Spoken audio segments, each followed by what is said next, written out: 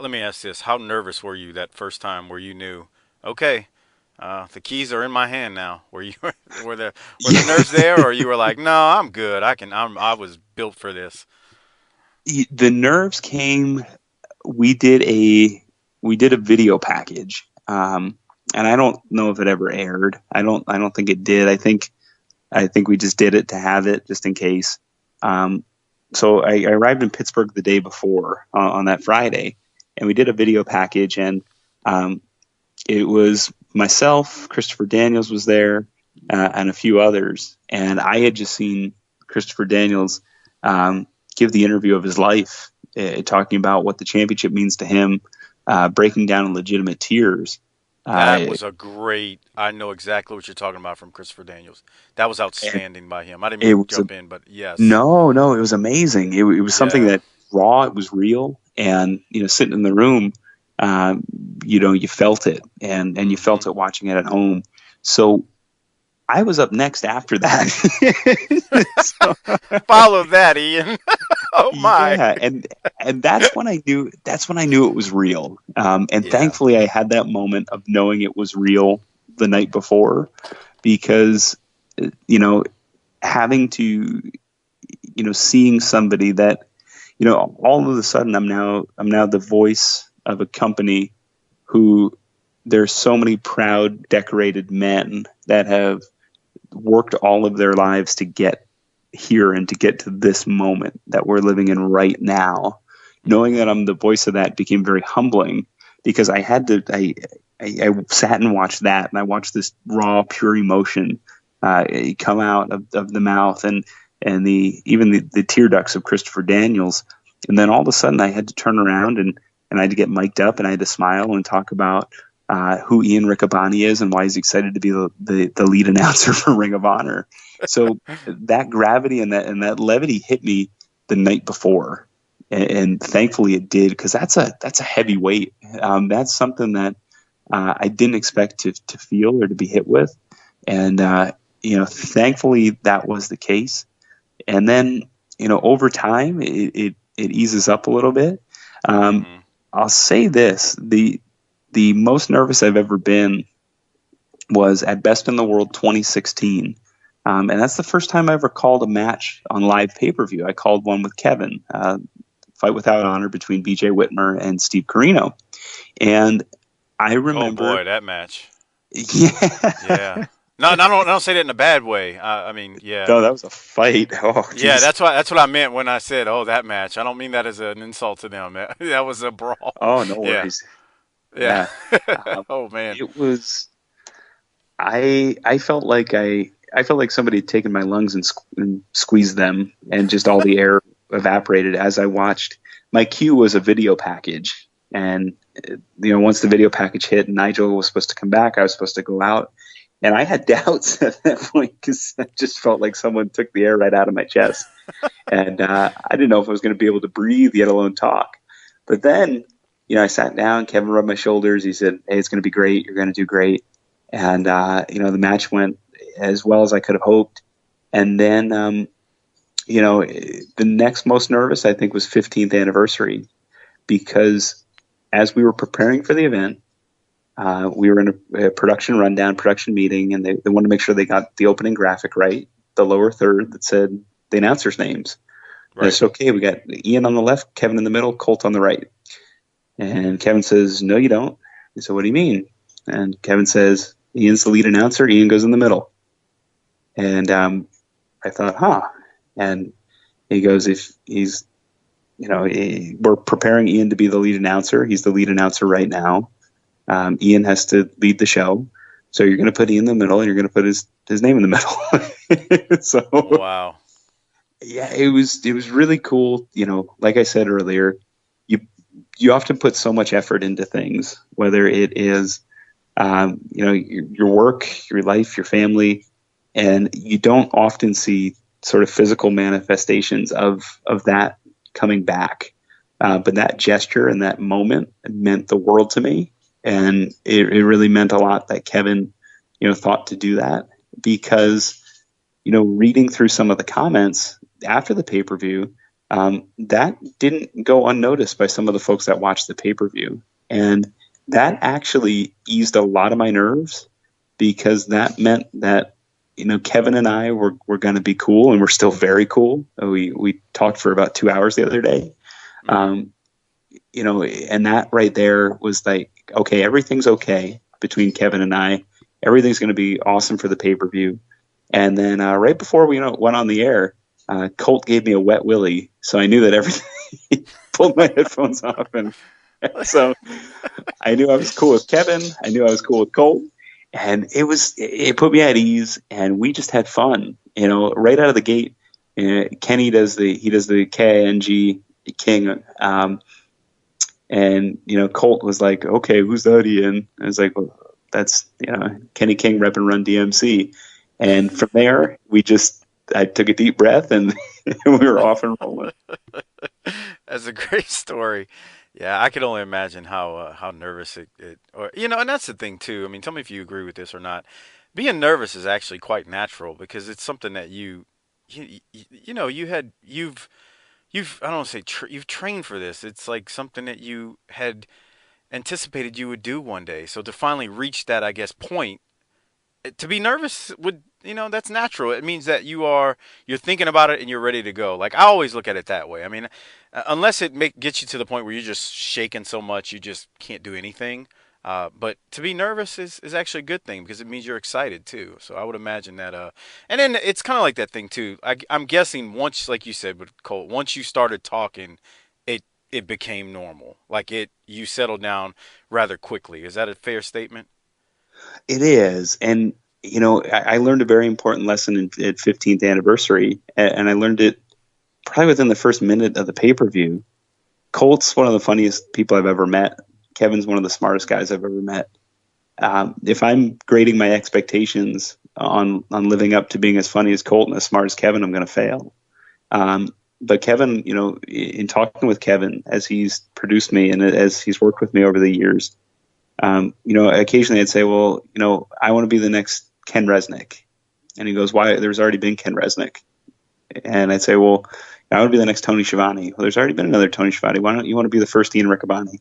Mm-hmm. And that all kind of came together in that first minute because, Kevin sort of settled in a sort of Mike Tenay role where he was kind of the smart, knew a lot about everybody, kind of piped in at the right times. Mm-hmm. Colt became the wrestler that added all kinds of great. 15th anniversary was amazing. I mean, he was adding tidbits about different events throughout the history of Ring of Honor that I can't even recall. But he also gave it, he gave a fun sense of humor and an element of fun to it. And then I just got to direct traffic, and I just got to, call the moves. And so that night, I kind of realized that it's really okay to be Ian Riccaboni. It's really okay to kind of to be yourself and to not measure yourself against what others around you are doing. So that was something that was really cool too. And that nervous energy, to a certain point, you realize that okay, you're as prepared as you're going to be. You've watched as many matches as you can. You've researched as many move names as you can. You researched as many historical tiebacks as you can. It's showtime. Like Yeah. there's no use thinking about it anymore. You have Yeah. your notes.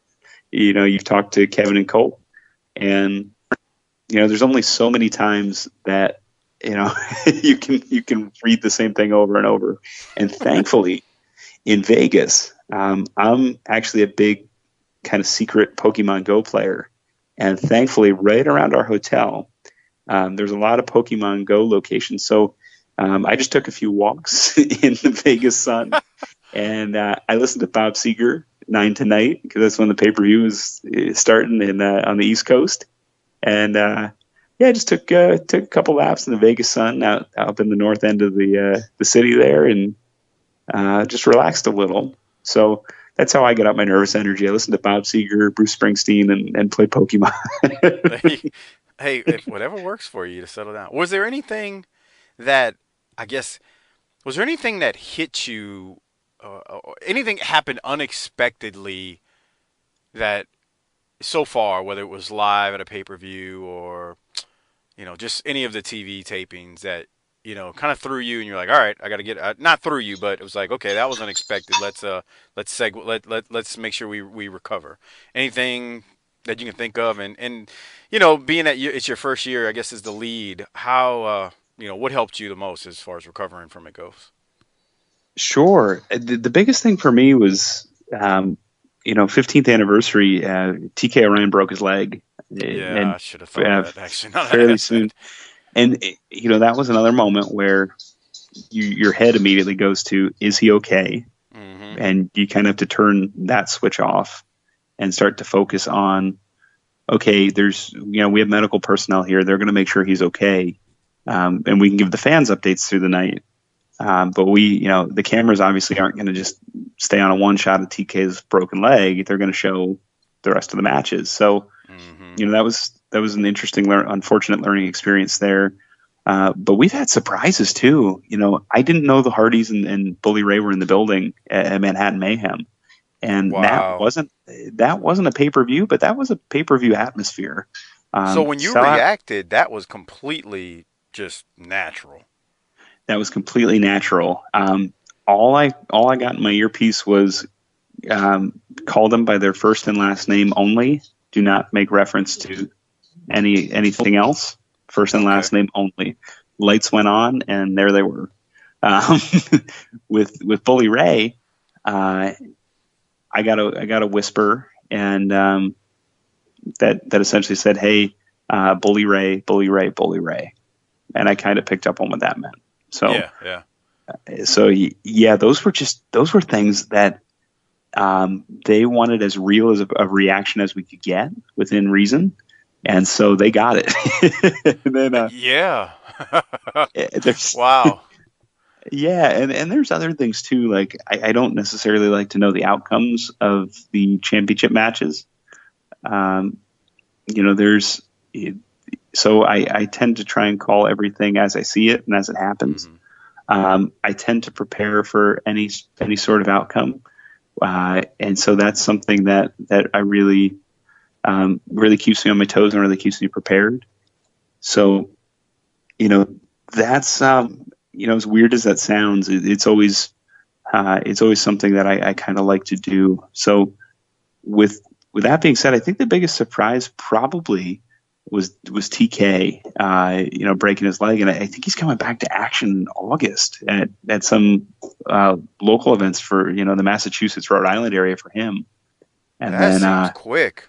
Wow. it sure does. So, it'd be interesting to see. He's a great athlete. I had a feeling he'd recover quick, but even for somebody that was a collegiate baseball player, that seems pretty fast. That was very hard to watch when that happened. That was, I mean, I saw it and then like you see the replay and you're like, oh, that's not good. And it's I saw like Vinny Marcellia and Matt Taven's reaction, and now that you're mentioning it, I'm like, yeah, that would be one that would have thrown a curveball at you just on live commentary. I just remember their reaction. I'm like, wow, that you. I mean, you could see they weren't acting. They were visibly okay, man. This isn't good. So I can only imagine you on commentary, you're in the middle of trying to call a match, right? And that happens. It's like, Hmm. woo. And you're right. You're very concerned about him just as a person, but at the same time, you're like, man, we are rolling. I have to as quickly as I can get back to the matter at hand, which is completely contradicts what you're feeling, so to say, if that makes sense. It does, yeah, and it's, and we weren't. It would have been different if we were, focusing on him with a one shot, but obviously the nature of the injury, we weren't gonna keep the camera on him, especially with the match going on. So that was something where until you experience that kind of thing, it's your mind is with the injured wrestler, but all of a sudden, Yeah, the show's going on. So that's kind of a crazy experience, and thankfully Kevin was out there, because I might have focused a little bit too much on that, but Kevin was able to kind of take the wheel for a minute and make sure we stayed on track. that's good. That's good because yeah, that could throw a curveball at anyone. Something like that happening live, and you're trying to just do your job. Hey, I wanted to ask you. Just a couple more Ring of Honor questions, and then I wanted to ask you just about other sports because I knew you were a baseball guy. But so you said you say you've been kind of like learning a lot more about historical wrestling, as far as listening to the 605 and just learning a lot about maybe other territories and whatnot. So I'm not sure how much you know about 80s NWA, but who, and I think I know the answer to this, but I'm going to ask who in ROH would thrive in that old 1980s NWA environment, if I were to ask you that question? Oh man, there's actually a few, and I think you might be surprised at the answers. The one of the guys that jumps out would be Silas Young. Yeah, of I think course. Yeah, I love I that think guy. That guy is he, awesome. he's a throwback in every sense of the word. He's just inside and out of the ring, and it's amazing. He's a veteran of many years, but Yeah. he just keeps getting better. He gets better by the year. I think he would. I think Beer City Bruiser actually would. I could Hmm. see him. He's more of an AWA guy. If I had to put him anywhere, he would Yeah. fit more in that AWA type role, I think. But I could see Jay Lethal very easily um, being in the in '80s NWA wrestler. And then there's a few others. LSG of Coast to Coast, I think would thrive sort of in that. Tom Zink, Brian Pillman, handsome guy who's a great wrestler role. And, That's a good point. Yeah. don't tell LSG I said that. Don't uh, want his head to get too big. Um, and there's a few others for sure. And the Briscoes are somebody who are I think are as real as it gets, and I think they'd fit anytime, anywhere. But man, wouldn't what I would give to see the Young Bucks versus the Rock and Roll Express, or the Young Bucks versus the Midnight Express. I'd pay any money in the world. I'd pay to see that match right now. I think the Young Bucks and the Rock and Roll Express could tear the house down in 2017. I really of do. of all the ones you said, that one does shock me the most. That one does shock me the most. They are such great wrestlers, and I think as we as wrestling evolves, I think perceptions change and the way wrestlers are measured change. And they are two of the smartest people I've ever met. Period. End of story. And Hmm. they're thinking on a level that is beyond what I think maybe has been thought before. And they put little intricacies and touches on things that are unlike many other wrestlers. So I love calling their matches because there are nods to those things in their matches. And just to speak to their creativity, I mean, how many other wrestlers have 100,000 plus YouTube subscribers? How many other wrestlers take the time, effort, and energy to interweave stories that appear on television with what they do in their social media, like the Young Bucks do? And how many other wrestlers take the time to think all of that through and to really emphasize that? And not only are they getting visibility for themselves, but think about all the wrestlers that have appeared on Being the Elite, whether that's obviously Marty Skrull or Adam Cole, who were pretty popular in their own right, but then guys like Flip Gordon, who relative unknown coming into Ring of Honor. Fans in the Northeast perhaps knew him for his independent work. But all of a Hmm. sudden, he's on Being the Elite. He's sort of the butt of a harmless rib, as they say. And Hmm. now, Flip Gordon is on the tip of the tongue of a lot of wrestling fans. And, a lot of the wrestling fans, joke along with the Young Bucks. And all of a sudden, they're talking about Flip Gordon. And so that's pretty cool that they're taking the time to incorporate a lot of the Ring of Honor stars into their own very successful venture. So that that may surprise you because their style is so modern, and maybe the most modern out of any of the wrestlers that we have. But when it comes right down to it, I think they could have a great match with any tag team, anywhere, anytime, any place. And man, I think they'd be perfect opponents for, maybe 1986 Midnight Express, Dennis Condrey, Bobby Eaton, or 85 Rock and Roll Express. So, that I think that would be I think those would be great matchups, and I think you'd be surprised. I think they might be the best fit, despite not appearing like one on paper. That's an interesting take. I've said this a lot of times to people. It's not that I don't. I'm the type of person that when if there's a style or something in wrestling I don't like, I'm not the guy who just blasts it out on social media. I hate this. This is garbage. I just kind of ignore it. It's like, okay, that's just not my thing. Like, you know what I mean? I'm not the internet wrestling person who likes to just crush something, so to say. I will just avoid it. It's just not my thing. So Sure. that's why it shocks me. And it's not that I do like I respect what they've done as far as building their who they are and brand and whatnot. I mean, those guys. I mean, they sell T-shirts out the wazoo. They Uh-huh. they put on these. You know, here's the thing, Ian. I grew up watching Mid South and World Class, and this is gonna sound crazy, but I'll say it. Chris Adams would throw one super kick, and that was it.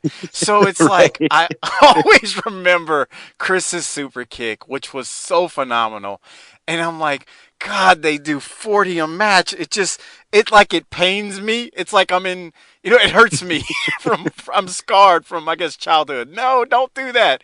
So it's like Well, they never were my cup of tea. I don't dislike them. I don't know them. I mean, I'm sure they're great guys, and I will say this: I have seen they have had plenty of matches recently this year that I've been more in favor of. I'm like, okay, I like that. It worked for me. So when I say I don't like them, it's not like a personal thing. It's just that the style was not one that was favorable to me, if that makes sense. it does, and wrestling really functions best when there's different flavors of ice cream and there's different Sure. different flavors of I agree. wrestling. So I'll say this about the super kicks. If you watch Chris Adams, there's a lot of push through the hips. I think he got a little bit more on it, and I think that Chris Adams, a lot of the folks that he was facing, whether that be world class or mid south. I think athletes are more finely conditioned, and I think it just takes a couple more in 2017. I That's hear just you. my perspective as an announcer. So That's a that's great response, man. he, That's a a little great bit, response. yeah, a little bit better technique. He used the hips more, and it's athletes are, they know what's coming these days. They can train their necks a little bit better, and Yeah. athletes in general are just well ahead of where they were in 1982. So I'm just saying, just putting that out there. Well played, Ian. Well played. Well played. I like that. I like that response. That's a darn good one. Everyone else you mentioned, I agree. Those are you talked about the Briscoes. I am a big Beer City Bruiser fan and Silas Young. I mean those guys, man.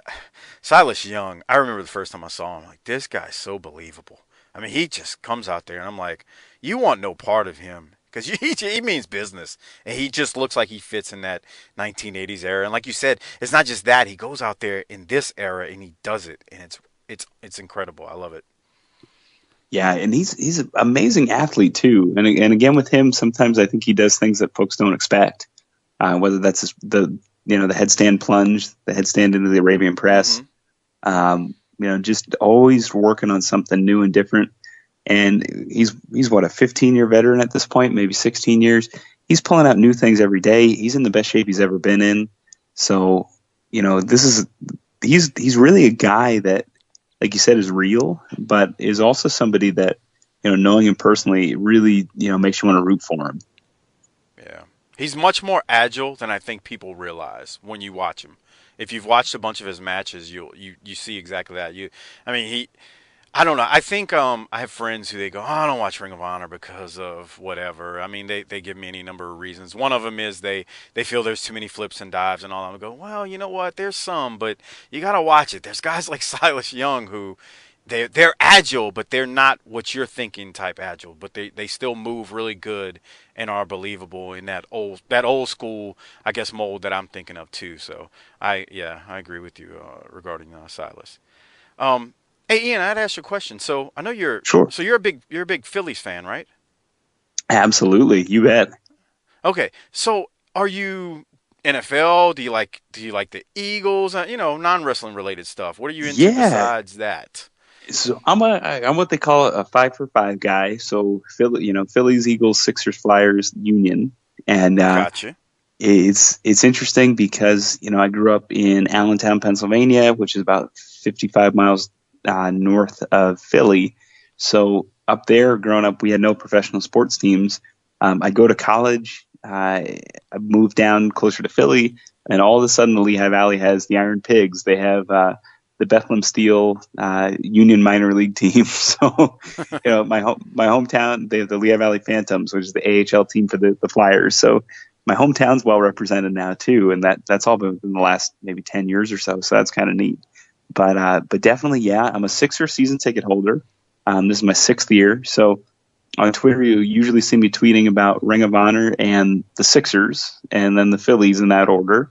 So it's something I'm really excited about. The Sixers, I think they can make the jump to be a playoff team this year. They had 28 wins last year. They had Markel Fultz, they had Ben Simmons, they had JJ Redick, and all of a sudden that team's a whole lot different, a whole lot more dangerous. And the East is definitely not stronger, at least so far, Right. at this Yeah. time. So yeah, I would agree with that statement when you say a potential playoff team.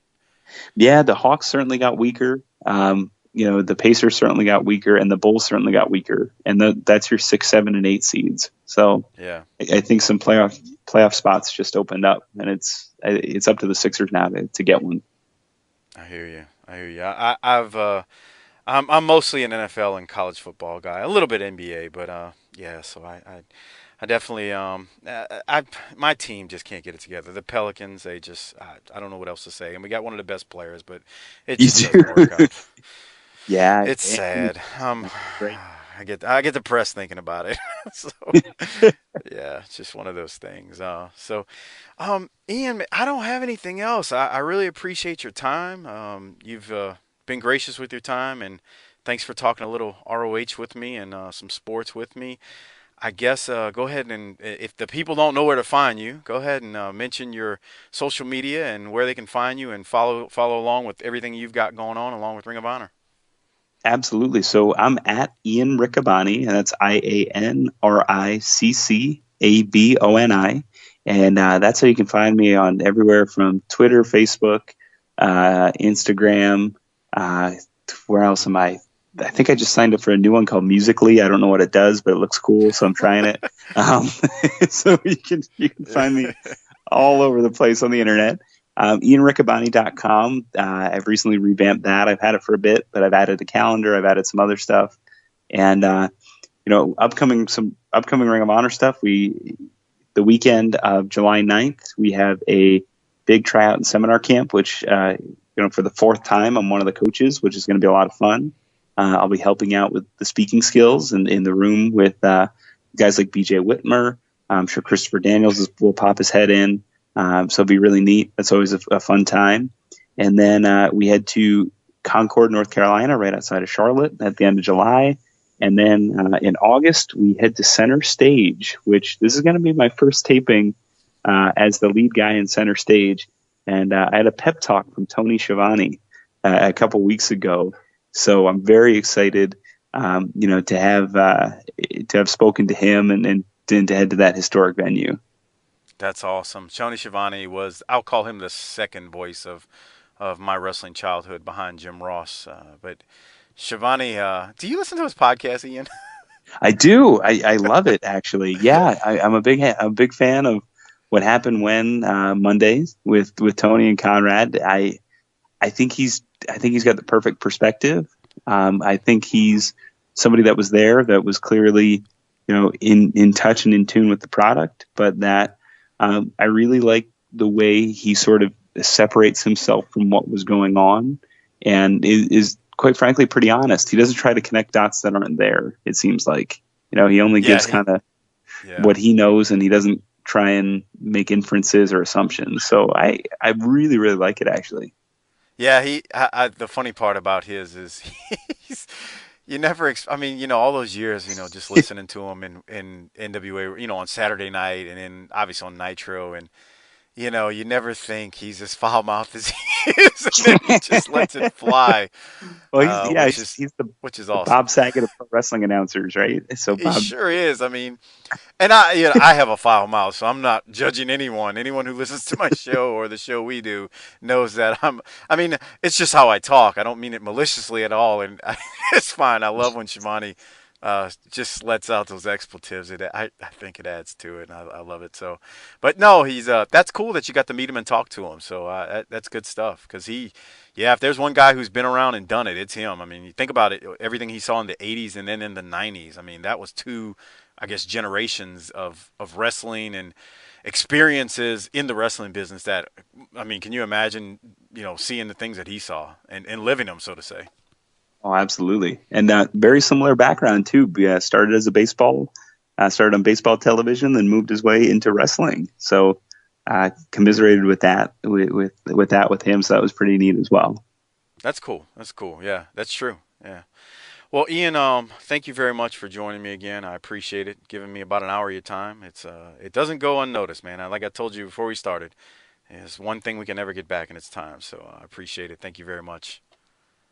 Oh, thank you for having me, and I really enjoy your work. And those checks will keep coming. I know I send them out every Saturday. They get to you by about Monday. I see them clear on Tuesday, so they'll keep coming. So just keep those nice things up about me. I'll make sure the columns stay positive. Yeah, no, thank you. We appreciate everybody watching. It's something that we're we're all at Ring of Honor. We're a big family, and we're really proud of what we're doing right now. I think we have the most viewers we've ever had, the most set of eyeballs, and it's something that we continually try and balance the tradition of where we are with where we're going. So we really appreciate the fans that tune in each and every week, whether that's on Charge now, that's our new station. We moved from Comet Mm-hmm. to Charge, or our 100 plus Sinclair broadcast affiliates, or the Fight app, or Fight Network in Canada. So we love that people all around the globe are so attached and are so in tune with Ring of Honor. We really appreciate all the fan support.